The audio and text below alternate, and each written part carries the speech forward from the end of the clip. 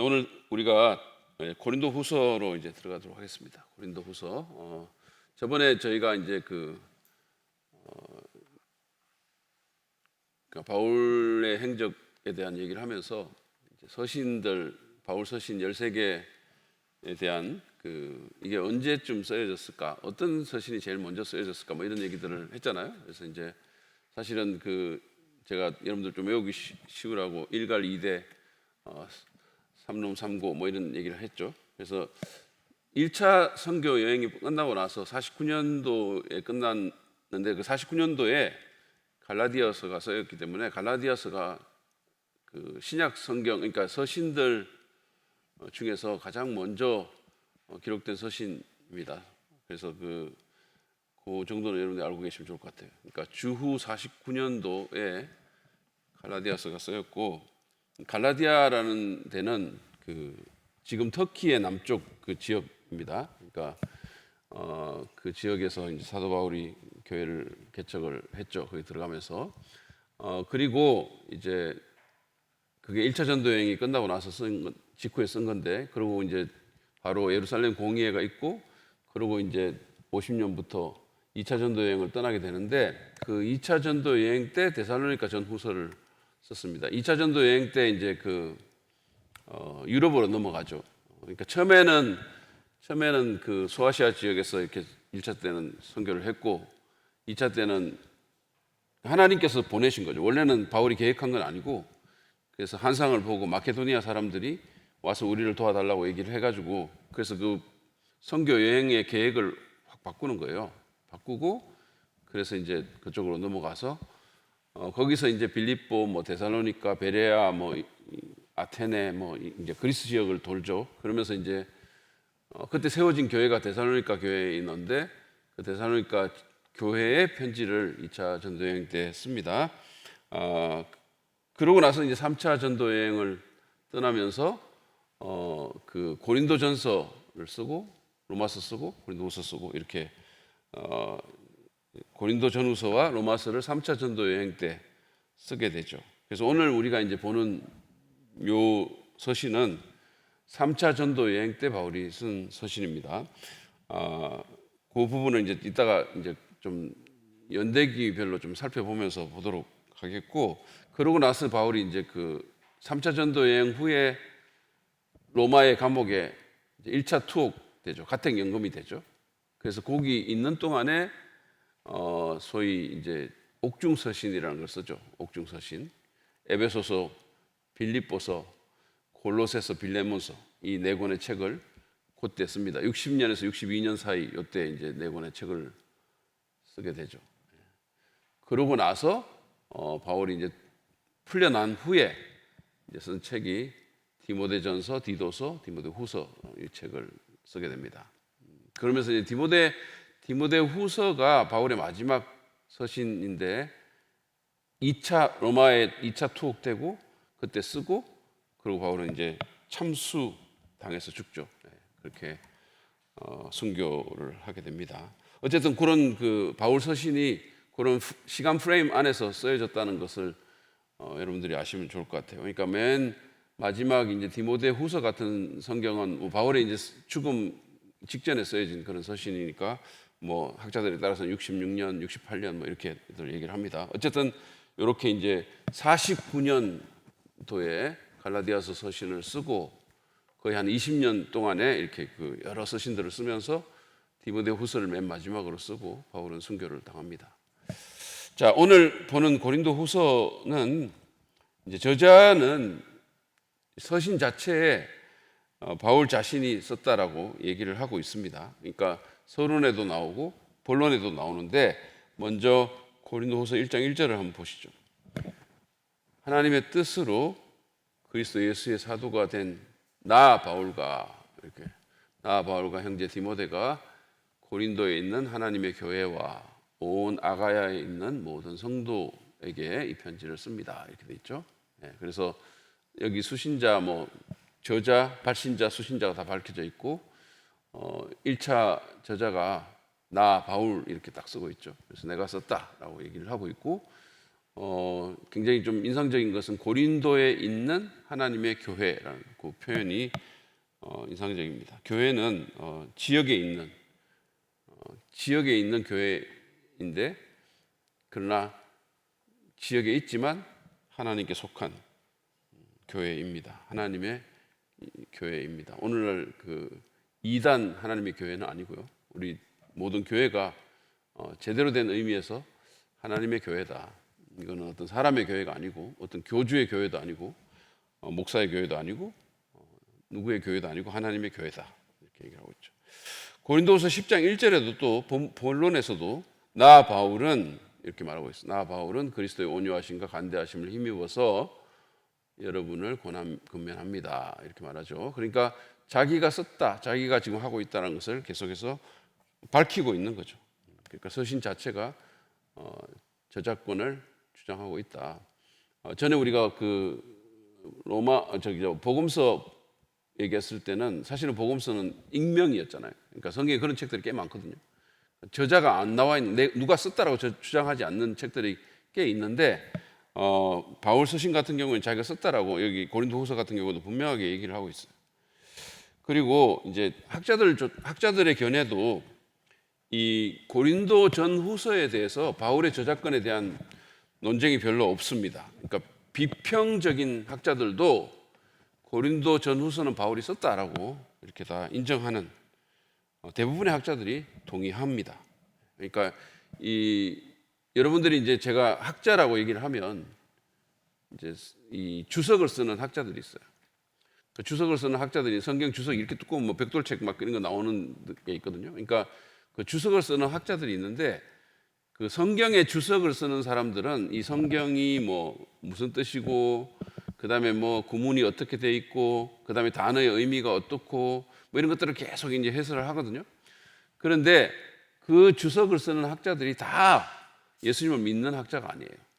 이게 좀 여러분들한테 놀랄 일이겠지만, 주석을 쓰는, 심지어 이 성경의 주석, 뭐 예를 들어서 고린도전서를 연구하고 후서를 연구하고 이런 데 일생을 바치는 사람이 있다 하더라도 그 중에 예수님을 믿지 않는 사람들이 있습니다. 또는 우리와 다르게 믿는 사람들이겠죠. 어쨌든 간에 그런 사람들이 있거든요. 그러니까 그런 사람들은 전혀 호의적이지 않아요. 그런데 그런 사람들조차도 대부분의 학자들은 고린도 전후서가 바울이 썼다라는 데 대해서 별다른 이의를 제기하지 않는다라는 거고요. 그 다음에 교부들의 증언, 우리가 이제 계속 저작권 얘기를 하면서 이 교부들의 증언을 왜 얘기를 하냐면, 옛날부터 이제 이 서신이, 바울 서신이 1세기에 써졌으니까 1세기에 글을 쓴 사람들이 있잖아요. 또는 2세기에 글을 쓴 사람들이 있거든요. 그러니까 여러분들이 이제 사람들이 이렇게 이건 뭐 바울이라는 사람이 실제로 존재한 사람이야? 예수가 실제로 존재했어? 뭐 이렇게 생각하는 사람들이 있어요. 근데 그들의 글만이, 바울의 글만이 있는 게 아니고 바울을 따랐던 사람들, 바울의 제자였던 사람들도 글을 계속 썼단 말이에요. 그러니까 그런 것들이 남아 있는 거죠. 그러니까 그 오래된 이 교부들이, 소위 말해서 바울의 제자나 뭐 요한의 제자나 뭐 이런 사람들이 그들도 글을 남겼고 그 글에 대한 사본이 남아 있는 거고 그런 거죠. 그러니까 그런 것들을 보면 이제 초기부터, 아주 기독교 초기부터 이 바울의 쓴 이 책에 대해서 누가 썼다라는 것을 증언해 주는 그런 것들이 있단 말이에요. 그러니까 그게 굉장히 유력한 증거가 되는 거죠, 저작권에 대해서는. 그러니까 이걸 외적 증거라고 얘기를 하는데, 아까 말한 그 성경 안에서 내가 썼습니다라고 말하는 것은 내적인 증거라고 얘기를 할 수 있어요. 그러니까 저자가 내가 썼다라고 말하는 것은 아주 강력한 내적 증거가 될 뿐만 아니라 그 외에도 뭐 내적 증거를 우리가 따지는데, 예를 들어서 이 사람의 필체가 어떻고 이런 것들이 있어요. 그러니까 이 그 문체가, 예를 들어서 제가 쓴 글은 저의 독특한 문체가 있잖아요. 그렇죠? 제가 썼는데 뭐 갑자기 내가 막 갑자기 무슨 뭐 다른 분들처럼 쓰지는 않잖아요. 그러니까 제가 쓰는 어떤 그 유형이 있고 즐겨 쓰는 단어가 있고 뭐 이런 게 있을 거 아닙니까? 그러니까 문체 같은 것도 분석을 다 하는 거죠. 그러니까 그런 것들이 내적인 증거가 될 것이고, 이제 외적인 증거는 말 그대로 바깥에서 이제 증언해 주는 건데, 그 외적 증언 중에 가장 강력한 것이 바로 이 고대 교부들의 증언입니다. 그래서 이 바울의 고린도 후서 같은 경우는 일단은 제일 먼저 무라토리 정경이라는 게 있어요. 이게 이제 영어로는 무라토리언 캐논이라고 얘기를 해가지고 무라토리언 정경이라고 제가 번역을 했지만 한국에서는 무라토리 정경 이렇게 말합니다. 언이라는 그 형용사가 없어요. 그러니까 무라토리 정경이라고 보통 말을 많이 하는데 왜 이게 무라토리 정경이냐 하면 이태리에 무라토리라는 학자가 있습니다. 18세기에 고고학, 그러니까 뭐 여러 가지 발굴을 하고 또 출판도 하고 이랬던 학자가 있어요. 그러니까 그 학자가 1740년도에 고대의 성경 목록이 적힌 책을 발굴을 한 거죠. 그러니까 파편을 발굴한 거예요. 발굴을 했어요. 근데 그게 2세기 때 쓰여진 것임을 증명을 했어요. 그래서 오늘날 남아있는 이 성경의 정경 목록 중에 가장 빠른 목록이 무라토리 정경이라는 겁니다. 이건 고고학적으로 밝혀진 거예요. 이태리의 무라토리라는 사람이 밝힌 거죠. 그러니까 여러분 그 왜 제가 종종 얘기하지만 기독교가 제가 이제 부활에 대한 얘기를 하면서 늘 그런 얘기를 하잖아요. 그러니까 예수님이 죽었을 때는 십자가에 달려서 죽었을 때는 아무것도 없었어요. 그러니까 교회도 없었고 믿는 사람들도 없었고 크리스찬이 없었다는 거죠. 예수님이 십자가에 달려 죽었을 때는 아무것도 없었어요. 어떤 책도 없었고 아무것도 없었어요. 근데 예수님이 십자가에 달려 죽으셨다가 부활하신 후에 그 부활 때문에 믿는 사람들이 생겼죠. 부활 때문에 교회가 생긴 거예요. 그리고 부활 때문에 책들이 기록된 겁니다. 그러니까 이 순서를 여러분 잘 아셔야 돼요. 그러니까 부활이 먼저라는 거예요. 성경이 먼저가 아니고, 그러니까 물론 구약 성경은 먼저 있었지만 신약 성경은 예수님의 부활 이후에 나온 거죠. 부활 때문에 나온 거예요. 부활이 없었으면 믿는 자도 없었고 교회도 없었고 성경도 신약 성경도 없었던 거예요. 그래서 예수님이 부활하신 후에 뭐 누가가 말한 것처럼 여러 사람들이 그 우리 가운데 일어난 일에 대해서 이제 펜을 들었다 그랬잖아요. 여러 사람들이. 그럼 만약에 예수님이 그냥 죽고 끝났으면 누구도 그렇게 하지 않았겠죠. 그 당시에. 죽은 메시아는 뭐 예수님만이 아니거든요. 죽은 메시아, 실패한 메시아는 여러 명이 있었는데 누구도 그 사람에 대해서 기록하지 않죠. 근데 예수님만은 수많은 사람들이 기록을 했고 오늘날까지 그 문서가 남아 있는데 그러면 그게 왜 그러냐? 부활 때문에 그런 거죠. 부활 때문에 사람들이 이 사람의 생애, 이 사람이 한 말, 이 사건들을 기록해야 될 가치를 필요성을 느끼고 그래서 많은 사람들이 그 당시에 책 쓰는 일이 쉬운 일이 아니었을 그때 많은 사람들이 책을 썼던 거죠. 그래서 이제 그 성경이 나왔거든요. 그러면 이 뭐 복음서도 기록되고 서신서도 기록이 됐단 말이에요. 그러면 여러분들이 지금 우리는 이 책을 이제 이걸 하나로 딱 모아가지고 한 책인 줄 알고 쓰고 있어요. 한 권의 책으로. 근데 사실은 고대 이제 그 예수님 부활하신 후에 사람들이 예수를 믿게 되고 그러니까 뭐 이제 예루살렘에도 교회가 세워지고 뭐 안디옥에도 교회가 세워지고 이제 바울이 나가가지고 빌립보에도 교회가 세워지고 그러면 교회들이 세워져 가지고 그 사람들이 교회로서 모였을 거 아닙니까? 모였어요. 그러니까 예배 드리기 위해서 모인단 말이에요. 그러니까 예배 드리기 위해서 모이면 그것도 오늘날 우리가 생각할 때 뭐 이런 예배당 생각하는데 예배당 없었고 그냥 집에서 모였어요. 그리고 많은 사람들이 주일날 11시를 생각하는데 그 당시에 일요일은 공휴일이 아니었기 때문에 주일날 오전에 모일 수가 없어요. 그럼 오후에 집에서 모이는 거죠. 저녁에. 그래가지고 이제 거기서 모여가지고 뭐 성경도 읽고 이렇게 하잖아요. 그럼 뭐를 읽었냐 하면 이런 묶여진 책을 읽는 게 아니고 그냥 한 문서를 읽는 거예요.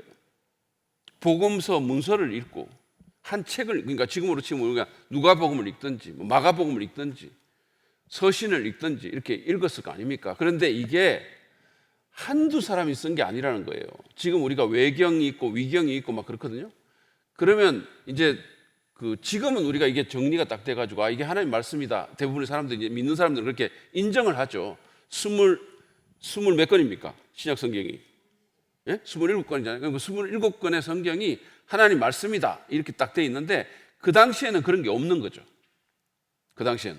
그러니까 구약 성경은 이제 그 구약의 그 공동체 전통에 따라서 이게 39권이 확립이 됐는데 신약 성경은 그 당시에 확립이 안 됐고 이게 하나님 말씀인지 아닌지조차 모르는 거죠. 어떻게 압니까? 그러니까 이제 그런 것들이 교회에서 하나님 말씀으로 받아들여지느냐 이런 것들이 이제 굉장히 중요한 이슈였거든요. 그런데 누가 이거를 사실은 어떻게 보면 뭐 교황 같은 사람이 나와가지고 이거다 저거다 정한 게 아니고 자연스럽게 어떤 책들이 하나님 말씀으로 받아들여지기 시작했어요. 심지어 여러분들이 베드로 서신을 읽으면 베드로 자신도 그런 얘기를 해요. 바울의 글을 하나님 말씀으로 인정하는 듯이 말을 하고 있어요. 그때 이미 벌써 베드로가 썼을 때. 그러니까 자연스럽게 뭔가가 이렇게 받아들여지고 해가지고 그래서 이 27권이 마침내 하나님 말씀으로 확정이 된 거죠. 나중에 4세기가 돼가지고. 4세기가 돼서. 그런데 이제 그런 과정 가운데서 다시 말하면 이제 이런 거예요. 그러니까 신약 성경이 27권이라는 신약 성경이 확정이 되기 전에도 벌써 기독교인들은 모여가지고 예배 드리고 성경을 읽고 이랬단 말이에요. 그게 왜 그렇습니까? 부활이라는 게 있었기 때문에 그런 거예요. 그러니까 이거를 여러분 아셔야 돼요. 그러고 나서 이제 그게 이제 슬슬 공동체의 성령의 역사하신 가운데 성령은 우리 마음을 주장하시고 공동체를 다스리시는 분이시고 성경의 저자시잖아요. 그러니까 사람들로 하여금 이 신약 성경이 하나님의 말씀임을 이렇게 마음속에서 각자의 공동체 가운데서 이렇게 받아들여지게 하는 역사를 하신 거죠. 그래서 이제 결국은 그 4세기에 그게 확정이 됐는데 그 과정 가운데 가장 빠른 목록이 바로 이 무라토리 정경이라는 거죠. 그래서 이 1740년도에 이 고대 성경 목록을 발굴했는데 그 책을 보면 그 파편을 보면 거기에 지금 현재 우리가 받아들이는 27권 가운데 23권이 정경으로 이미 받아들여지고 있음을 말해주고 있는 거예요. 23권의 성경이. 그러니까 히브리서, 야고보서, 그다음에 요한 3서, 베드로 후서인가 뭐 이렇게 4권 빼고 나머지 책들이 다 하나님 말씀으로 정경으로 목록이 기술되어 있는 거죠. 그래서 이제 이 무라토리 정경은 위대한 고고학적 발굴입니다. 어쨌든 이 무라토리 정경을 통해서 굉장히 빠른 시기에 이 소위 정경 목록이 형성됐다는 사실을 알 수가 있고 거기 보면 바울이 고린도 교회에 2번 편지를 썼다라고 진술을 하고 있어요. 바울이 그러니까 고린도 교회에 2번 지금 우리가 알고 있는 고린도전서와 고린도후서 편지를 썼다라고 진술을 하고 있죠. 그리고 이제 그 뒤에 나오는 교부들 같은 경우는 이제 이레니우스라든지 폴리캅 뭐 이런 사람들 다 이제 2세기, 3세기 교부들인데 이 사람들은 이제 그 고린도 후서를 인용한 사람들이에요. 사도 바울의 작품으로 이렇게 인용한 사람들입니다. 그래서 이제 교부들도 그렇게 증언을 하고 있다. 그래서 내적으로 외적으로 사도 바울이 고린도 후서의 저자라는 사실을 우리가 확실하게 받아들일 수 있다. 역사적인 증거가 있다는 겁니다. 그러니까 우리가 그냥 무슨 아무 무슨 증거도 없이 뜬구름 잡듯이 그냥 믿으라니까 믿는 게 아니라는 얘기예요. 이게 바울이 안 썼는데 바울이 쓴 것처럼 우리가 믿는 것도 아니고 확실한 증거가 있다는 사실을 우리가 기억할 필요가 있고 그다음에 기록 연도와 장소를 한번 쭉 보면은요. 이거는 이제 고린도전서에서도 우리가 약간 다뤘는데 바울의 어떤 그 행적을 한번 살펴보자는 거예요. 먼저는 바울이 고린도에 1차 방문을 하고 아볼로가 거기 가서 사역하는 게 나오는데 이거는 뭐냐 하면 제가 아까 말씀드렸죠. 바울이 이제 2차 선교 여행을 50년도에 떠나는데 원래는 소아시아 지역을 돌려고 떠났다가 이제 그 여행 경로가 성령의 역사하심으로 변경이 돼가지고 유럽으로 들어가죠. 그래서 바울이 주후 51년도에 고린도를 처음으로 가요. 가서 이제 거기서 1년 반 동안 사역을 합니다. 그리고 52년도 봄에 51년도에 가고 52년도 가을에 브리스가 아굴라라는 사람과 같이 에베소로 갑니다. 그래가지고 이제 그러니까 원래 만난 것은 고린도에서 만나가지고 그래서 에베소로 가서 이 브리스가와 아굴라라는 부부를 에베소에 남겨둬요. 에베소에 남겨두고 자기는 예루살렘으로 가거든요. 그때 이제 처음 고린도를 방문합니다.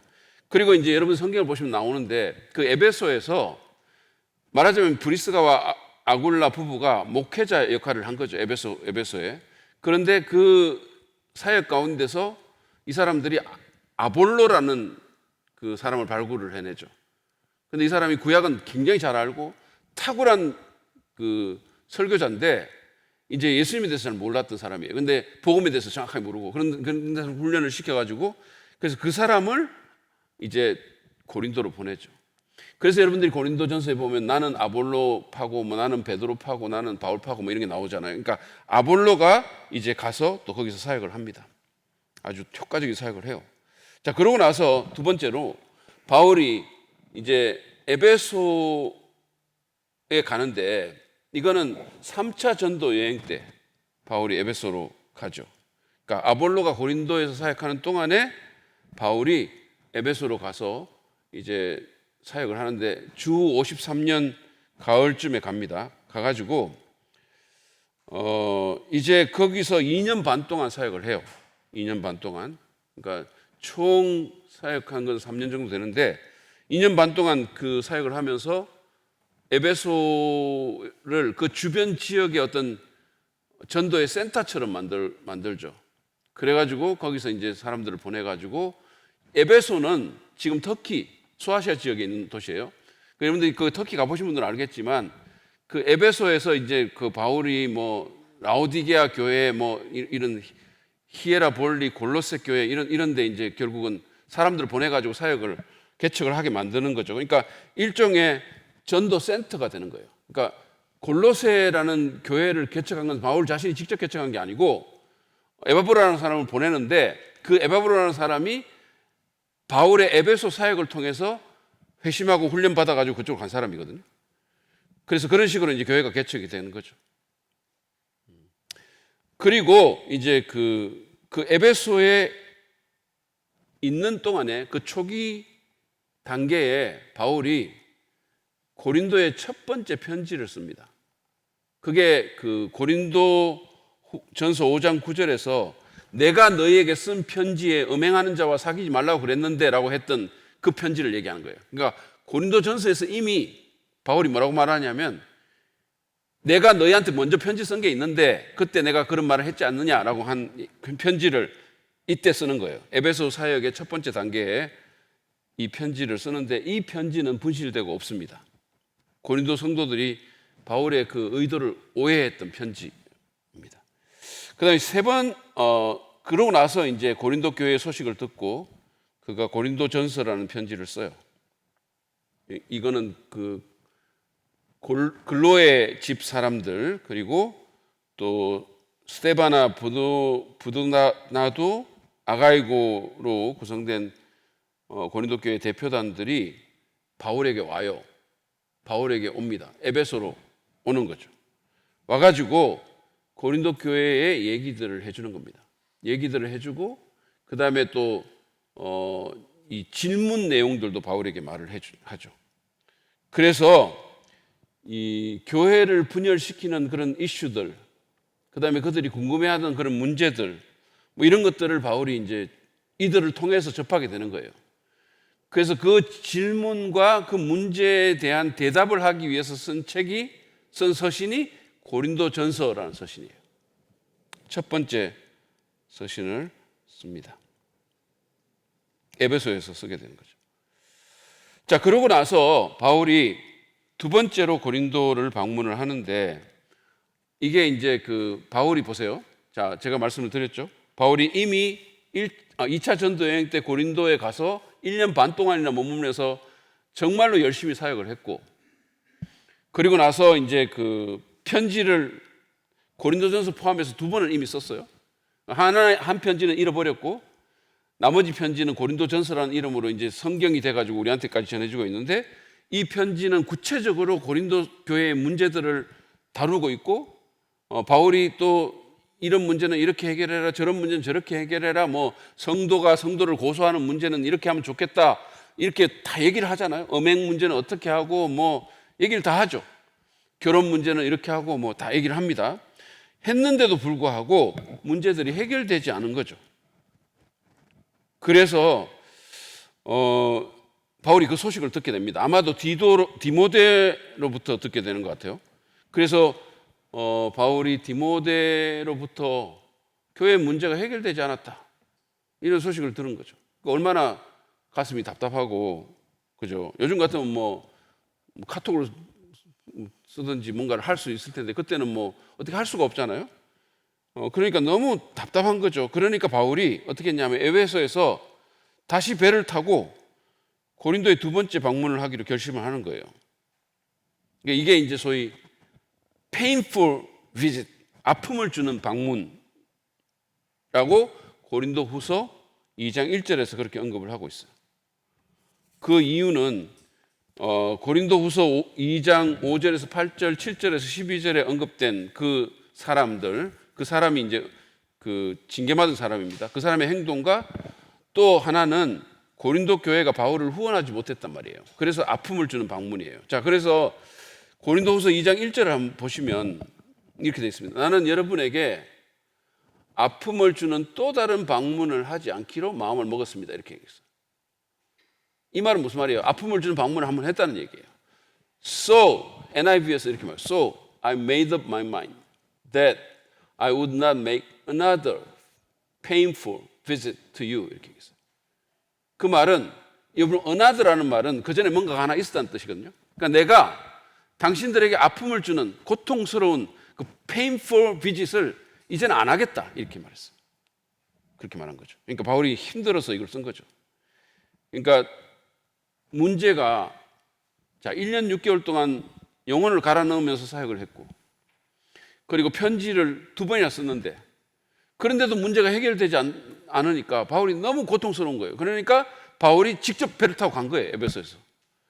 갔는데 갔다 오고 나니까 너무 마음이 아픈 거죠. 왜냐하면 그 자기가 좋은 상황에서 간 게 아니잖아요. 그러니까 가서 막 여러 가지 막 이렇게 뭐 했겠죠. 사람들에게 고통을 주는. 그래서 이런 고통, 이런 방문은 다시는 안 하겠다, 이렇게 이제 얘기를 하는 거죠. 자, 고린도서 2장 6절 7절을 보면 그 바울이 방문하게 만든 그 사람에 대한 얘기가 나와요. 여러분 대다수는 그러한 사람에게 이미 충분한 벌을 내렸습니다. 그러니 여러분은 도리어 그를 용서해주고 위로해 주어야 합니다. 그 사람이 지나친 슬픔에 짓눌리는 일이 없도록 해야 합니다, 이렇게 얘기했어요. 그래서 어쨌든 처음에는 뭐 고린도전서에 보면 처음에는 이 자기 아버지의 부인, 계모죠. 계모하고 동침한 사람에 대해서조차도, 이 고린도 교회 성도가 그런 일을 했어요. 기가 막히는 일이죠. 그런 일에 대해서도 그들이 뭐 징계도 안 하고 뭐 그냥 우리는 굉장히 마음이 넓은 관대한 교회야, 뭐 이런 식으로 했는지 몰라도 죄에 대해서 그렇게 느슨한 태도를 보이다가 또 이제 뭐 정반대로 막 이제는 또 용서를 안 해주고 막 계속 찍어 누르고 이런 일들을 하고 이랬다는 거예요. 그래서 이제 바울이 그런 데 대한 언급을 하고 있는 겁니다. 자, 그다음에 세 번째 서신은 이제 이 바울이 고린도에 두 번째 이 painful, 말하자면 고통을 주는 방문을 하고 나서 에베소로 돌아와서 세 번째 서신을 고린도로 또 보냅니다. 그러니까 바울이 고린도에 얼마나 정말 이 마음을 쓰는지를 잘 볼 수 있죠. 근데 이 세 번째 서신도 지금 현재는 남아있지 않아요. 첫 번째 서신처럼. 그러니까 잃어버린 편지가 됐고, 이거는 성경에 올라오지도 않았어요. 어쨌든 이 편지를 쓰는데 이 전달자가 누구냐면 디도였습니다. 바울의 영적인 두 아들 중에 한 사람이죠. 디도가 이 편지를 전달을 했습니다. 이때도 바울이 자기 마음이 굉장히 괴로웠는데 그 이유는 이 서신이 여전히 준엄하게 책망하는 내용이었기 때문입니다. 자, 고린도후서 2장 4절을 보세요. 나는 몹시 괴로워하며 걱정하는 마음으로 많은 눈물을 흘리면서, 그러니까 자기의 어떤 그 마음을 그대로 밝히고 있는 거예요. 그러니까 바울이 고린도 교회에 어떤 마음이었는지를 이 서신에 이게 너무 잘 나타나 있죠. 그러니까 많은 눈물을 흘리면서 이렇게 얘기했어요. 많은 눈물을 흘리면서 여러분에게 그 편지를 썼습니다. 그러니까 여러분 그런 거 경험한 적 있어요? 편지 쓰는데 눈물 떨어지는 거? 네? 그런 경험 한 적 있어요? 저는 있어요. 필리피한테 쓸 때. 편지를 쓰는데 눈물이 떨어지는 거죠. 제가 얼마 전에 이제 여러분 오사마 빈 라덴이라는 사람 아시죠? 미국에 테러했던 사람. 알카에다의 지도자. 오사마 빈 라덴을 이제 제거하는 다큐멘터리를 봤거든요. 진짜 제가 엄청난 도전을 받았습니다. 근데 이제 오사마 빈 라덴을 마침내 그 행방을 모르다가 마침내 알게 된 거예요. 마침내 알게 돼가지고 이제 그 사람을 제거하기 위한 특공대를 이제 조직을 합니다. 근데 이 사람들은 이제 이게 그 사람 그때 당시에 아마 파키스탄인가 어디 이제 운둔에 있었는데 미국에서 이 사람들을 보내면서 헬기로 보내는데 파키스탄에 안 알리고 보내요. 그래서 그게 잘못하면 외교적 전쟁이 일어날 수도 있는, 실제로 전쟁이 발발할 수도 있고 폭격당할 수도 있고, 그 다음에 실제로 또 오사마 빈 라덴이 있는 곳으로 가서 죽을 수도 있잖아요. 그러니까 이 사람들이 가는 사람들이 이제 가족들에게 유언장을 쓰고 가요. 왜냐하면 못 돌아올 가능성이 너무 많기 때문에. 근데 그래서 이 파견된 대원들이 젊은 사람들일 거 아닙니까? 이게 막 힘이 좋고 이런 사람들이니까 애들도 다 어린 거예요. 조그만한 애들인 거예요. 그러니까 마지막 작별하는 그런 영상 같은 게 나오는데 막 자기는 이제 죽으러 가는 거죠. 어떻게 보면 못 돌아올 가능성이 너무 크잖아요. 실질적으로. 그러니까 애를 안고 이게 얼굴을 돌려버리고 막 이런 게 나와요. 그리고 이제 키스하고 애가 뽀뽀해주고 뭐 이러는데 그냥 바로 자기들 빨리 나왔다 뭐 이런 얘기도 하더라고. 그러면서 그 중에 한 사람이 그런 얘기를 하는 거예요. 유언장을 쓰는데 눈물이 떨어졌다. 그래서 제가 그거를 보면서 한 나라를 위해서도 저렇게 생명을 그냥 바치는구나. 어떻게 저럴 수가 있지? 그런 생각이 드는 거죠. 한 나라를 위해서. 그리고 그걸 너무 자랑스럽게 생각하는 거죠. 자기들은 그렇게 한다. 어떻게 저럴 수 있을까? 이런 생각이 들었거든요. 그러니까 여러분, 우리가 예수님을 섬기잖아요. 하나님 나라를 섬기고. 근데 참 이렇게 내가 느슨해져 있구나. 이런 마음이 들었어요. 참. 어쨌든 바울이, 여러분, 이거 남자가 편지 쓰면서 눈물 흘린다는 게 쉬운 일이 아니잖아요. 꼭 교회 편지 쓰는데 그것도. 그리고 바울이 한 교회만 목회하는 게 아니라 저처럼 사랑 믿는 교회만 아는 게 아니잖아요. 여러 교회들을 다니고 개척했잖아요. 그런데 바울의 마음이 지금 이런 거예요. 그러니까 내가 몹시 괴로워하며 걱정하는 마음으로 많은 눈물을 흘리면서 여러분에게 그 편지를 썼습니다. 그러나 그것은 여러분을 마음 아프게 하려고 한 것이 아니라 여러분을 내가 얼마나 극진히 사랑하고 있는지를 알려주려고 한 것이었습니다. 이렇게 얘기했어요. 이 편지를 쓸 때, 그러니까 세 번째 편지를 쓸 때. 왜 그렇게 마음이 아팠고 왜 그렇게 눈물을까지 흘렸냐 하면 바울이 그들을 바로잡기 위해서 진짜 아버지의 마음으로 책망을 하는 거예요. 그러니까 좋은 말을 안 쓰니까 마음이 아픈 거죠. 마음이 아픈 거죠. 여러분 자녀 키워보신 분들 다 아시잖아요. 아이를 책망할 때 마음 얼마나 괴롭습니까? 그죠? 좋은 말만 해주면 좋겠죠. 잘한다 그러고 뭐 그러면 애도 좋아하고 나도 좋고 그렇죠. 근데 그렇게만 하면 애가 완전히 엉망진창이 되니까, 그러니까 애를 야단을 치는 거예요. 그죠? 너무 괴로워요, 사실은. 그거. 우리 집사람하고 저하고 그래서 계속 막 당신이 해, 내가 해, 뭐 이런 거 계속 하고, 계속 그럼 지금도 그래요, 어떨 때는.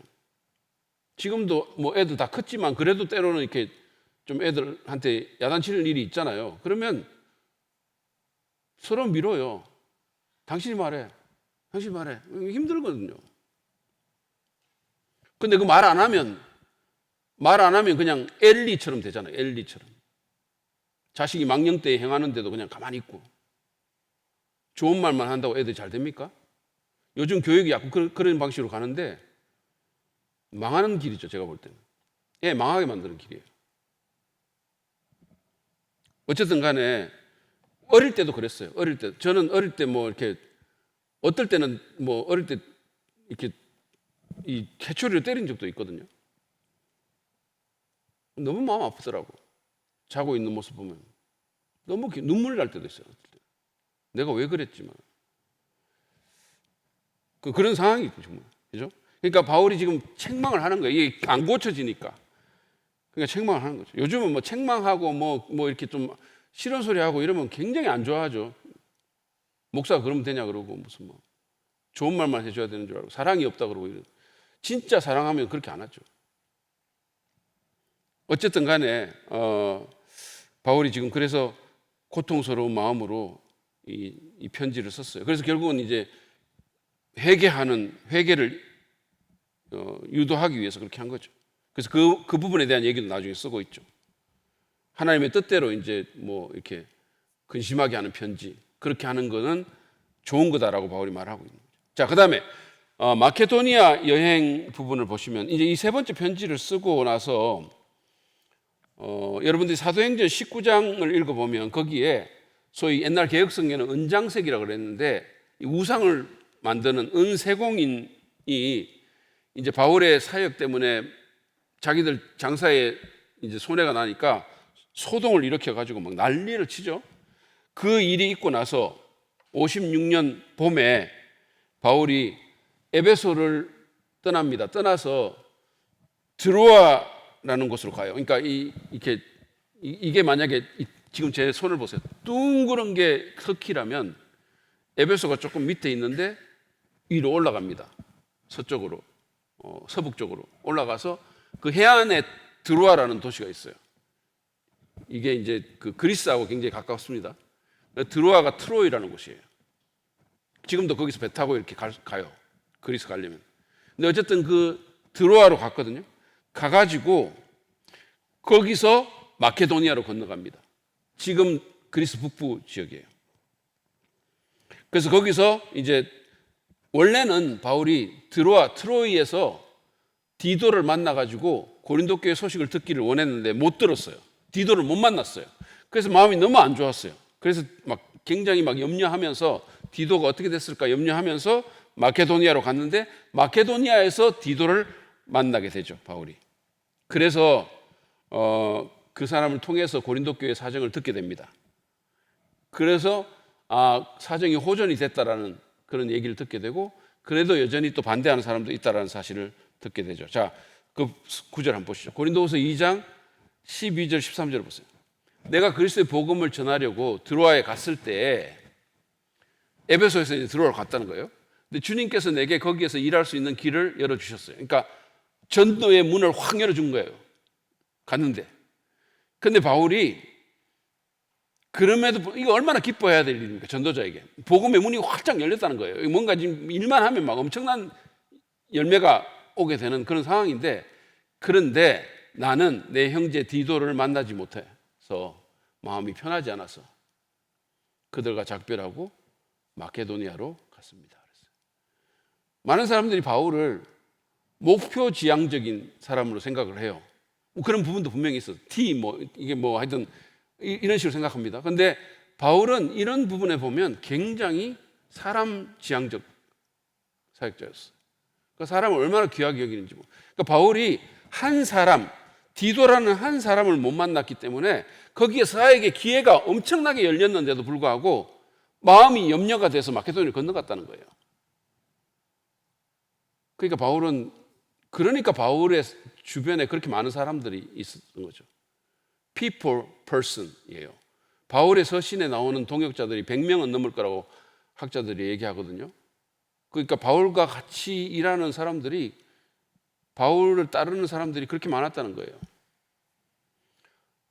여러분 이게 있잖아요. 사람과의 관계는 상호적이거든요.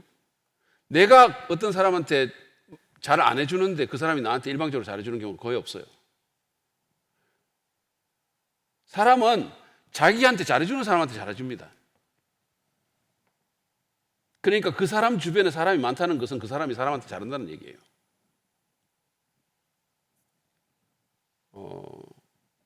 그렇죠. 그러니까 그런 부분들이 바울이 어떤 사람이었다는 것을 말해주고 있는 거죠. 말해주고 있어요. 그래서 우리가 참 그 복음을 위해서 헌신하고 사명에 헌신할 뿐만 아니라 그 사명은 결국은 사람과 연관되어 있고 사람에 헌신해야 된다.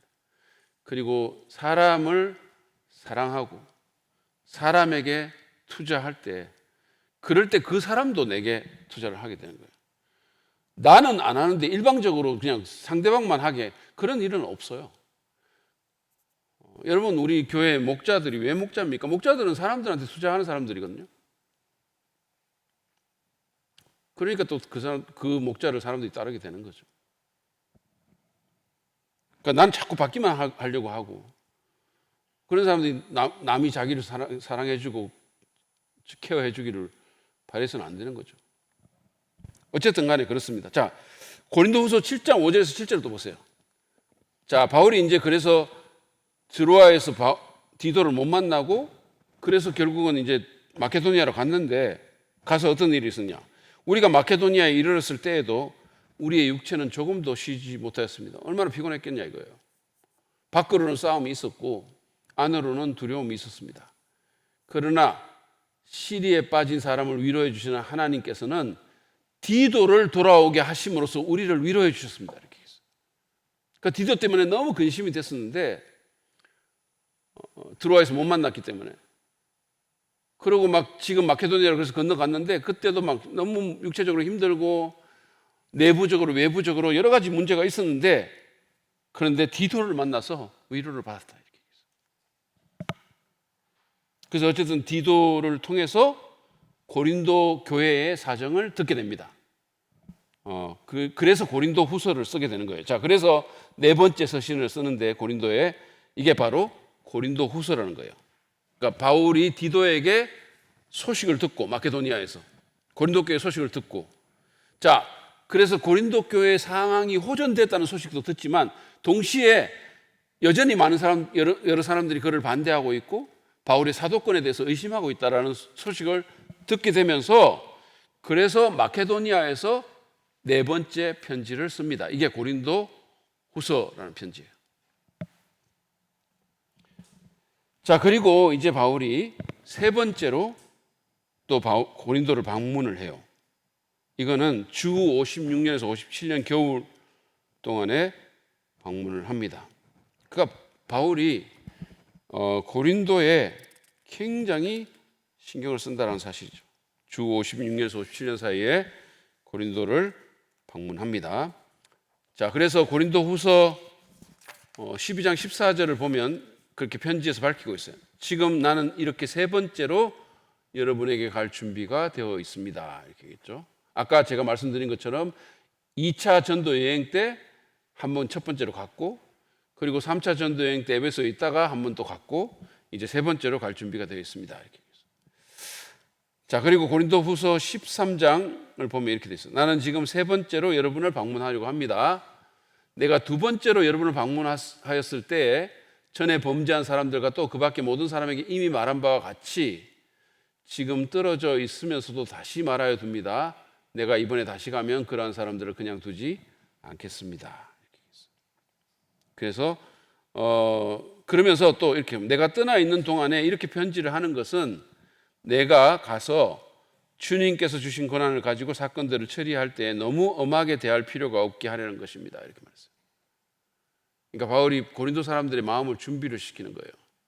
자, 내가 또 가야 될 것 같은데 가면은 이런 문제는 내가 처리하겠습니다. 이렇게 하는 거예요.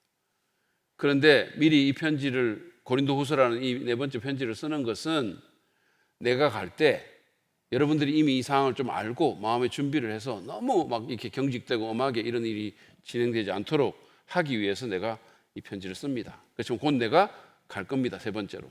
이렇게. 그래서 세 번째 방문을 하죠. 자, 요약과 결론을 보면 그러니까 서신과 여행의 요약을 보면 어쨌든 바울은 이제 결국은 3번 방문하고 4번 편지를 써요. 그러니까 첫 번째 고린도를 방문하고 그 첫 번째 편지를 쓰는데 이건 분실되고, 두 번째 또 편지를 쓰는데 이게 고린도 전서가 되고, 그 고린도 교회 방문단에 의해서 정보를 알고 편지를 쓰는 거죠. 그리고 두 번째 이제 아픔을 주는 방문을 고린도 교회에 또 하고, 또 3번째 편지를 또 씁니다. 상황이 호전이 안 됐기 때문에. 그리고 나서 이제 4번째 편지를 쓰게 되고, 그리고 마지막으로 3번째 고린도 방문을 하게 되죠. 결론적으로는 이렇습니다. 바울은 주후 56년도에 가을 정도에 마케도니아에서 고린도 후서를 썼을 것이다 라는 거예요.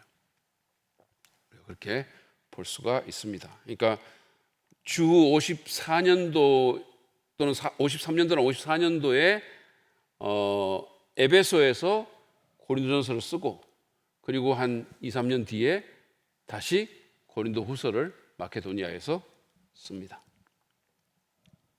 이렇게 이제 바울의 그 연대기를 우리가 본 거죠. 그러니까 어떻게 행동했고, 고린도 교회와 연관해서 바울이 어떤 식으로 편지를 쓰고 어떤 식으로 행동했는지, 어디를 갔는지를 봤습니다. 그러니까 어쨌든 이걸 통해서 우리가 보는 것은 뭐냐면, 이 바울이라는 사람이 이 고린도라는 교회에, 진짜 문제 많은 교회죠. 문제 많은 교회에 얼마나 정성을 쏟았는가, 얼마나 열정을 갖고 그 교회를 생각하고 그 교회를 주 안에서 바르게 세우기 위해서 노력했는가라는 사실을 우리가 볼 수가 있는 거죠. 바울에게 대해서 우리가 하나 누구도 부인할 수 없는 것은 그가 교회를 사랑했다는 거예요. 교회의 열정을 가지고 있었다는 겁니다. 바울은 처치맨이었어요. 정말로 교회를 사랑하는 사람이었어요. 왜냐하면 교회는 주님의 것이고 주님의 피값으로 사신 것이고 하나님의 걸작이기 때문입니다.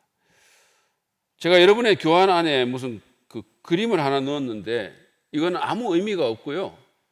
그냥 심심해서 무늬로 넣은 거예요. 근데 제가 이거는 하나 말은 해줄 수 있어요. 이게 뭐냐 하면, 이걸 여러분 잘 보세요. 여기 보면 이게 약간 돌처럼 보이죠. 그죠? 돌처럼 보이죠? 여러분들이 고린도에 가면 고린도에서 이 유적지에 이 돌을 볼 수가 있어요. 이거는 에라스도 비문이라는 거예요. 거기 써놓으세요. 에라스도 비문. 에라스도 비문이라는 건데 1929년도에 발굴을 한 겁니다. 고린도에서 발굴한 거예요. 1929년도에 고고학적인 발굴을 한 거예요. 그런데 발굴을 했는데 이 비문이 1세기 중엽의 것이다라는 것을 학자들이 이제 밝혀낸 거예요. 이게 1세기 중엽에 쓰인 거다. 그런데 여러분들이 로마서를 보면 이 에라스도라는 사람이, 로마서 16장에 보면 나오는데요, 에라스도라는 사람이 고린도의 재무상이다 이렇게 돼 있어요. 고린도의 재무장관이다. 제가 한번 그냥 읽어봐 드리겠습니다.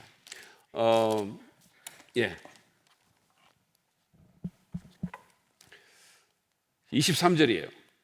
나와 온 교회를 잘 돌봐주는 가이오도 여러분에게 문안합니다. 이 도시의 재무관인, 이 도시가 뭐냐면 고린도입니다. 이 도시의 재무관인 에라스도와 형제 구아도도 여러분에게 문안합니다. 이렇게 돼 있어요. 바울은 로마서를 고린도에서 썼는데, 고린도에서 쓸 때 이 재무관인 에라스도라는 사람이 그와 함께 있었고, 그 에라스도도 함께 여러분에게 문안합니다. 이렇게 돼 있어요. 근데 사실은 이 문구가 나왔을 때 많은 사람들이 이거 페이크다라고 의심을 했어요. 왜냐하면 이렇게 말하자면 신분이 높은 고위 관리가 기독교인이었을 리가 없다, 이런 식으로. 그런데 이 비문을 발굴함으로써 그 모든 논란이 다 잠재워진 거예요. 왜냐하면 실제로 여기 보면 에라스도라는 이름이 나오거든요. 에라스도가 이 길을 닦았다라고 써져 있어요. 그러면 길을 닦을 정도가 되면 굉장히 고관이고 부자겠죠. 그래서 이것이 발굴됨으로써 와, 이게 진짜 사실이구나라는 것이, 고린도에 에라스도라는 사람이 있었고 그 사람이 굉장히 높은 사람이었구나라는 사실이 실제로 증명이 된 거예요. 그래서 이건 굉장히 중요한 역사적인 발굴입니다. 여러분들이 지금 고린도 가시면 이거 볼 수 있어요. 자, 수신자를 한번 보시죠. 수신자. 고린도 교회의 편지를 받은 사람, 수신자. 수신자는 먼저는 고린도 교회와 아가야 지방에 있는 성도들입니다. 제가 아까 읽어드렸을 때 바울이 고린도에 있는 하나님의 교회와 아가야의 성도들을 이렇게 말을 했죠. 아가야에 있는 모든 성도에게 편지를 쓴다 이렇게 말했어요. 그래서 그렇게 나와 있습니다. 그러니까 수신자가 고린도 교회만이 아니라 아가야에 있는 모든 성도들이다 이렇게 얘기했어요. 아가야는 제가 우리 딸내미를 부르는 애칭인데, 자, 이 지도를 한번 보여주세요. 지도. 예, 여기 보면 여러분들이 여기 지금 표시되어 있는 데가 있죠? 이거 뭐 있나?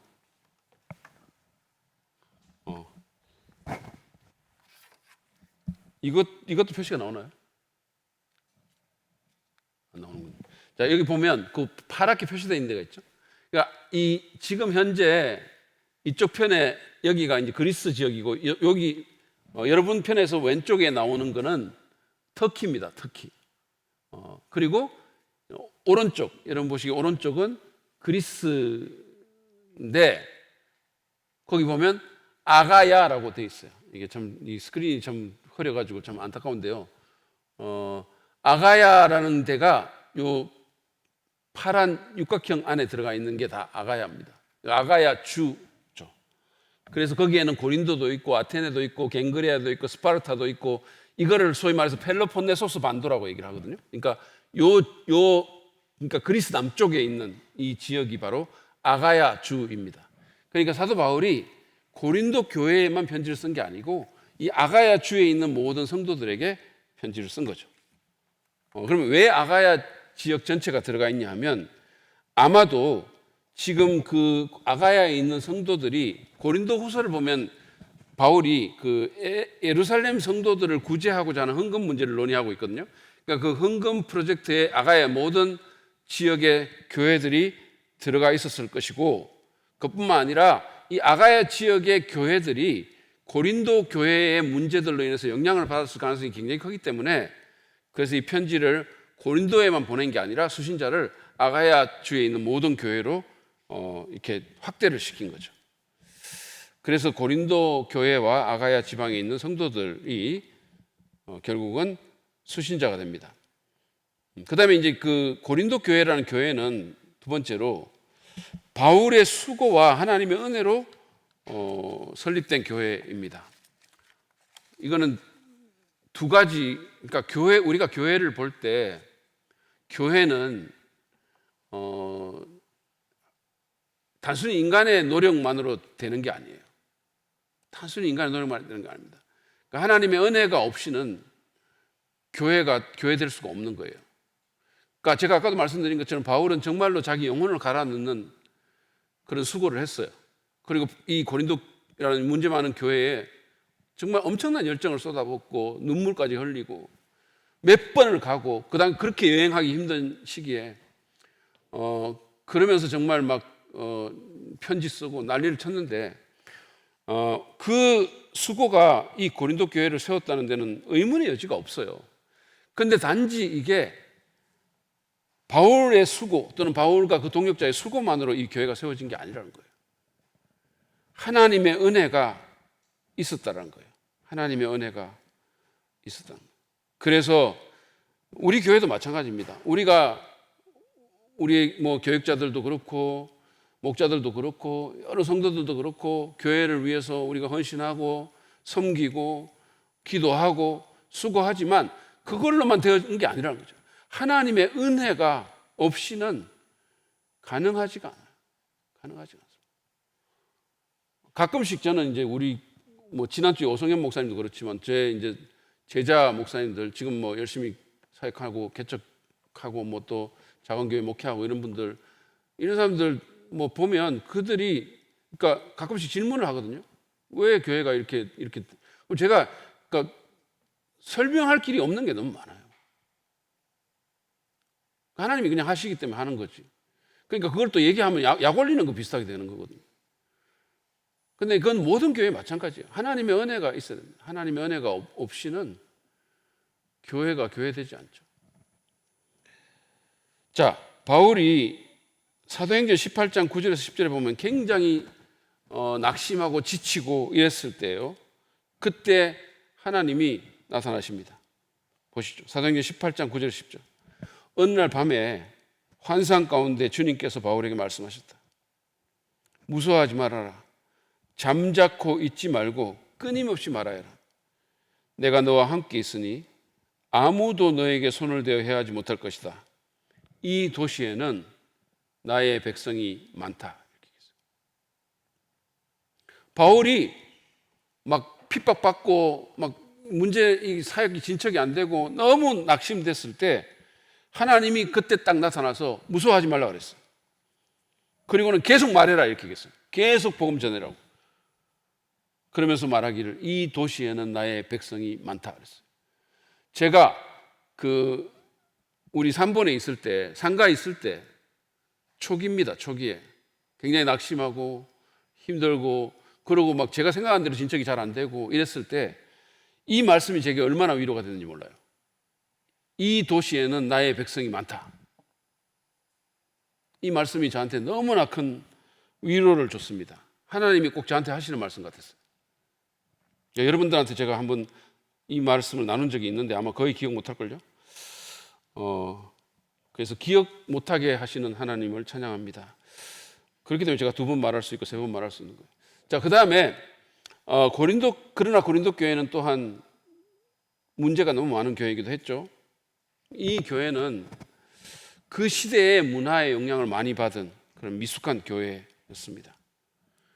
교회가 이제 좋은 교회냐, 안 좋은 교회냐, 건강한 교회냐, 병든 교회냐, 이거를 알아볼 수 있는 한 가지 기준은 그 교회가 세상의 영향을 얼마나 많이 받고 있냐, 아니면 그 교회가 세상에 도로 영향을 끼치고 있냐, 이거예요.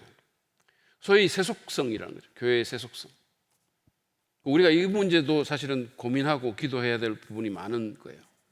사람이 많이 모이고 매주마다 새 신자가 오고 이게 중요한 게 아니고 그것도 중요하겠죠. 그렇지만 그것보다 더 중요한 것은 뭐냐면 교회가 세상의 문화의 영향을 얼마나 많이 받고 있는가. 그 말은 성도가 지금 우리 사랑 믿는 교회의 성도들이 살아가면서 세상의 영향을 얼마나 많이 받고 있느냐는 거예요.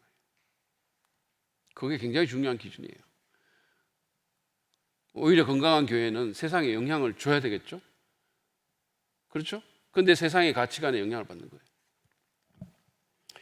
흔히 이제 우리 한국에서 보면 이렇게 영적인 사람들, 아주 신앙 좋다 이렇게 얘기하는 사람들 보면 저는 좀 약간 회의가 있는 게 있어요. 그러니까 그런 사람들 보면 약간 특징이 있거든요. 약간 굉장히 좀 목소리도 거룩하고 이런 것도 있겠지만 보면 늘 이런 얘기를 많이 해요.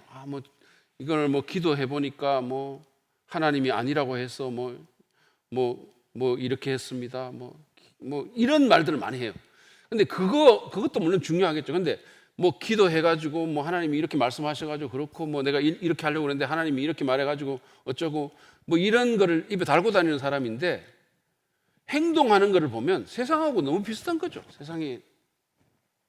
세상의 가치관에 영향받고 세상 사람들처럼 그런 도덕 기준이라든지 그런 윤리 기준에 의해서 움직이고 그러면 그 사람은 아무리 종교적이고 교회에 열심히 나오고 새벽기도 나오고 늘 기도하면서 무슨 인도 받는다 그러고 이런 아무리 그래도 그 사람은 성숙한 그리스도인을 볼 수가 없는 거죠. 그냥 종교적인 거죠. 아주 매우 종교적인. 그러나 덜 예수 닮은. 우리 교회는 그런 교회가 안 됐으면 좋겠습니다. 세상에 영향을 주는 시대와 문화의 영향을 너무 받아가지고 그냥 교회가 좀 세상처럼 이렇게 움직이고 그런 미숙한 교회가 아니기를 바랍니다. 자, 고린도 교회는 사실은 이미 제가 고린도서 얘기하면서 많은 말을 했죠. 성적인 문제도 있었고 그 다음에 말은 잘했어요. 인간의 지혜와 유창한 말은 있었는데 그런데 이제 이걸로 또 뽐내고 뻐기고 자랑하고 교만해하고 그랬어요. 그리고 막 특별한 은사, 방언이라든지 이런 특별한 은사만을 쫓아가고 사람들 앞에서 자기를 돋보이게 만들려고 애를 쓰고 이런 일들이 있었습니다. 그리고 사람을 따라서 행해서 분파 문제가 있었어요. 분파 문제. 그러니까 나는 이 사람 좋아, 나는 저 사람 좋아, 나는 이 목자님, 나는 저 목자님, 이 교육자, 저 교육자, 이런 분파 문제가 있었다는 거예요. 파당이 있었다는 거예요. 한마디로 말하면 상가파, 무슨 비상가파 이런 게 있었나. 그러니까 총체적으로 말하면 믿음으로 살지 못했다. 믿음으로 살지. 그러니까 보이는 것으로 행하고 믿음으로 살지 못했다라는 거예요. 자, 고린도서 5장 7절을 보면 이렇게 되어 있습니다. 우리는 믿음으로 살아가지 보는 것으로 살아가지 아니합니다. 우리는 믿음으로 살아가지 보는 것으로 살아가지 않습니다. 이게 진짜 믿는 사람이에요. 믿음이 좋은 사람이에요. 여러분, 이게 보는 것으로 살아간다는 것은 우리의 어떤 감각적인 것, 상황적인 것들, 이런 것들에 이제 지배를 받고 그런 것들로 인해서 선택을 하게 된다는 거예요. 그죠? 근데 정말 믿음이 좋은 사람은 그렇지 않다는 거예요. 눈에 보이는 것, 감각되는 것, 만져지는 것, 상황들, 이런 것보다는 하나님을 신뢰하며 산다는 거예요. 하나님이 언제나 오르시고 하나님이 가장 능력이 있으시고 눈에 보이는 것보다 하나님 말씀이 더 옳다라고 생각하고 그 기준으로 자녀를 키우고 어떤 선택을 하고 기회나 초청에 반응하는 것이 믿음으로 사는 사람의 특징이다. 거죠. 교회도 마찬가지예요. 교회도 믿음으로 행해야 된다. 교회는. 자, 기록 목적을 우리가 잠깐만 한두 개만 보고 오늘 공부를 마치도록 하겠습니다. 기록 목적의 주된 목적은 이거예요. 고린도 전서를 기록한 주된 목적은 바울의 사도직과 그 메시지의 권위를 방어하기 위해서 기록이 된 겁니다. 사람들이 바울의 사도직에 대해서 의문을 품는데 그거는 왜 그랬냐면 거짓 교사들이 고린도에 들어왔기 때문이에요. 소위 자칭 사도라고 하는 사람들이 들어와가지고 자꾸 이제 그 바울의 사도직에 의문을 품게 만드는 거예요. 그래서 그거를 바울이 방어하기 위해서 기록됐습니다. 이것은 바울이 바울 자신을 위해서 그렇게 한 게 아니고 교회 때문에 그렇게 한 거예요. 왜냐하면 바울이 이걸 안 하면 교회는 거짓 사도들을 따라가기 때문에 그러면 교회가 속게 되고 잘못된 복음에 놀아나게 되기 때문에 교회를 위해서 바울이 자기 자신의 사도직을 방어한 거죠. 내가 참 하나님의 사도다. 내가 전하는 메시지가 정말 신적인 권위가 있는 메시지다라는 것을 바울이 강력하게 얘기를 하는데요. 그런데 그냥 말만 그렇게 한 게 아니에요. 바울은 그거를 방어하기 위해서 이제 뭐 세부적인 목적에서 나오겠지만 자기가 어떻게 살았고 어떤 사람인지를 계속해서 얘기를 해요. 그러니까 자기가 그런 자신이 없으면 이런 방어를 못하는 거죠. 우기기만 할 뿐이겠죠. 그러니까 고린도전서에 나온 제가 제일 좋아하는 말씀 11장 1절에 보면 이게 있어요. 내가 그리스도를 본받는 것 같이 너희는 나를 본받아라 이렇게 말합니다. 이건 진짜 대단한 거죠. 내가 그리스도를 본받는 것 같이 너희는 나를 본받아라. 그러니까 도대체 바울은 어떤 사람이길래 자기를 성도들에게 모델로 내세웠냐 이거예요. 그러니까 이렇게 말한 거예요. 여러분은 그리스도를 본받으세요 이렇게 말한 게 아니고 여러분은 내가 그리스도를 본받는 것 같이 나를 본받으세요 이렇게 얘기한 거예요. 주님은 여러분 눈에 안 보이니까 여러분이 그리스도를 본받는 것이 너무 힘들면 나를 본받으세요 이렇게 말한 겁니다. 여러분 그렇다고 바울이 막 무슨 자기의 어떤 착각에 빠진 사람입니까? 그건 아니잖아요. 그런 사람 아니잖아요. 그리고 막 교만하고 자기를 내세우고 뭐 천상천하 유아독존 이런 사람 아니었잖아요. 우리가 너무 잘 알잖아요. 그런데 바울이 그렇게 말했다는 것은 자기의 삶에 대해서 바울이 그렇게 말할 수 있는 자신이 있었던 거예요. 그들을 위해서. 그러니까 저는 너무 놀란 거죠. 너무 놀랐어요. 이 서술이, 야, 이거 진짜 대단하다. 어떻게 이렇게 말할 수 있지? 이런 생각을 한 거죠. 그래서 제가 거장 바울의 리더십 콘서트라는 책에서도 이 문구를 썼는데, 이거는 사실은 리더십에 대한 최고의 진술이에요. 영적 리더십에 대한 최고의 진술이다. 누가 감히 그렇게 말할 수 있으려? 그러니까 어떤 사람이 진짜 제가 여러분 앞에 서가지고, 여러분 제가 예수님 본받는 것처럼 여러분 저를 본받으세요, 이렇게 말하면 그 사람은 진짜 리더인 거예요. 그 사람은 정말로 영적인 리더인 겁니다. 그리고 사람들이 그걸 인정한다면, 그러면 게임 끝이에요. 정말 대단한 거죠. 그러니까 바울이 어쨌든 그렇게 자신의 사도직과 메시지의 권위를 방어하기 위해서 이 고린도후서를 쓰는데, 그 방어하는 과정 가운데 자기가 어떤 사람이라는 것을, 어떤 헌신을 했고 어떻게 고난을 겪었고, 그래서 내가 왜 거짓 사도가 아닌지를, 그래서 소위 말하는 여러분의 지금 마음을 홀리고 있는 그 사람들과 내가 어떻게 다른지를 계속해서 말하고 있어요. 그렇게 지금 말을 합니다. 그러니까 이 고린도 교회에 이제 여러 모함도 있고 뭐 저항도 하고 이런 것들을 이제 바울이 자신의 삶을 가지고 확 방어를 하는 거죠. 네. 두 가지만 제가 더 할게요. 간단하게 세부적인 목적 두 가지만 하고 끝내겠습니다. 먼저는 자신이 썼던 아픔을 주는 편지에 대한 고린도 성도들의 긍정적인 반응에 큰 안도와 기쁨을 표현하기 위해서 썼습니다.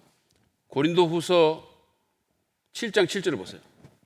내가 돌아온 것만으로만이 아니라 내가 여러분에게서 받은 위로로 우리는 위로를 받았습니다.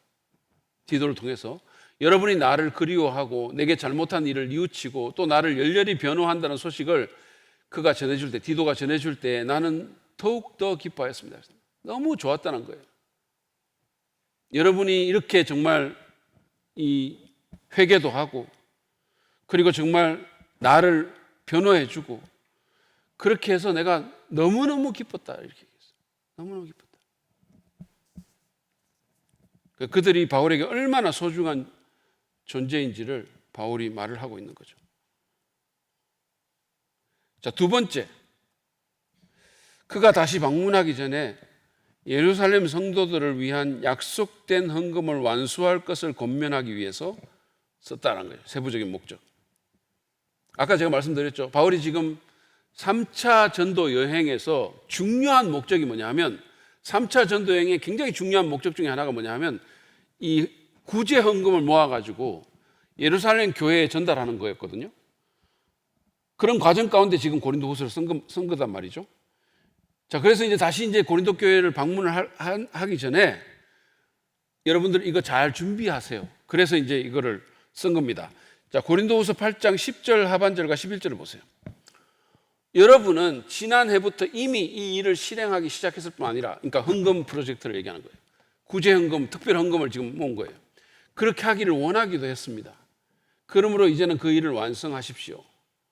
여러분이 자원해서 시작할 때 보여준 그 열성에 어울리게 여러분이 가지고 있는 것으로 그 일을 마무리 지어야 합니다. 이렇게 얘기했어요. 그들이 예루살렘 교회의 소식을 바울에게서 듣고 그리고 마케도니아 교회들도 다 참여를 하니까 우리도 참여하겠다라고 자원했다는 거예요. 그러니까 동기를 부여해가지고 그들이 예루살렘 교회를 위해서 헌금하겠습니다. 아주 특별한 헌금을 좀 많이 하겠습니다. 이렇게 한 거죠.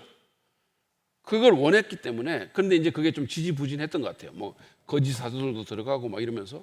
그러니까 바울이 이제 내가 곧 갈 텐데 가기 전에 이 일을 마무리 지으세요라고 말을 하는 겁니다. 그래서 그거를 위해서 바울이 이 편지를 썼다는 거예요. 저는 여기서 바울이 단순한 설교자만이 아니라, 단순한 신학자만이 아니라 바울이 탁월한 리더다라는 사실을 또 한번 인정하게 됩니다. 리더는 있잖아요. 사람들이 하나님의 일을 할 수 있도록 동기를 부여해 주는 사람이에요. 말만 하는 게 아니고 무슨 공만 하는 게 아니고 사람들이, 하나님의 사람들이 그 일을 할 수 있도록 이끌어주는 사람이에요. 그게 리더잖아요. 헨리 블랙컵이라는 사람을 여러분 아실지 모르겠어요. 하나님을 경험하는 삶이라는 책을 쓴 사람이에요. 헨리 블랙커비가 리더십에 대해서 이렇게 정의를 했어요. 사람들을 움직여 하나님의 일을 하게 하는 것이다.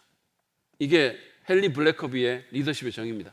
사람들을 움직여서 하나님의 일을 하게 하는 것이다. 이게 리더라는 거예요. 리더는 단순히 그냥 좋은 말만 하는 사람이 아니에요. 리더는 그냥 사람들하고 놀아주는 사람도 아니에요. 리더는 영적인 리더가 그냥 매번 설교만 하는 사람이 아닙니다. 리더는 하나님의 일을 사람들을 움직여서 하게 만드는 사람이라는 거예요. 그게 리더라는 거예요. 여러분들이 목자고 교사고 그러면 여러분은 리더입니다. 여러분이 자녀를 움직여서 하나님의 일을 하게 하면 여러분은 리더인 거예요. 가정에서.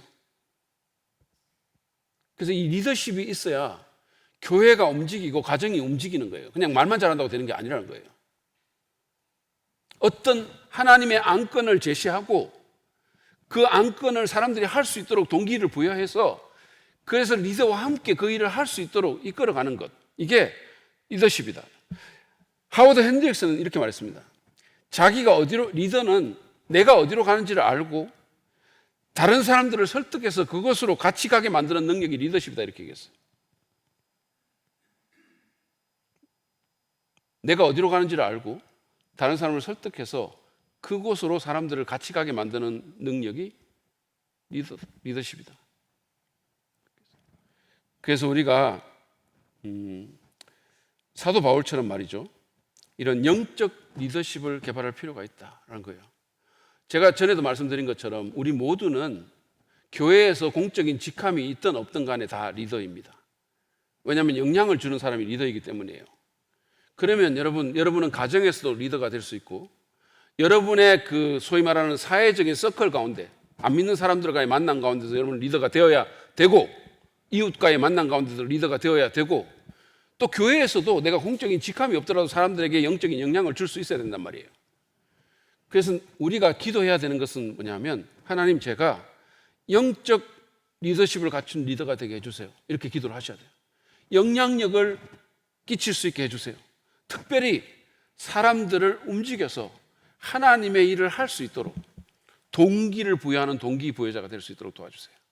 그 사람들이 더 그리스도를 닮아가는 사람이 되고 그 사람들이 더 교회와 하나님 나라에 헌신할 수 있도록 또 여러분의 자녀들을 위해서 마찬가지예요. 여러분의 자녀들이 하나님의 일을 하는 자녀가 되도록 동기를 부여하고 그것으로 이끄는 리더가 될 수 있도록 도와주세요. 그렇게 기도하시는 저와 여러분 되시길 바랍니다. 그래서 우리 교회가 영적 리더들이 모인 그런 교회가 되면 우리는 이 지역과 세계의 리더십을 행사하는 교회로 주님께 쓰임을 받게 될 것입니다. 그런 축복이 우리 모두에게 있기를 바랍니다.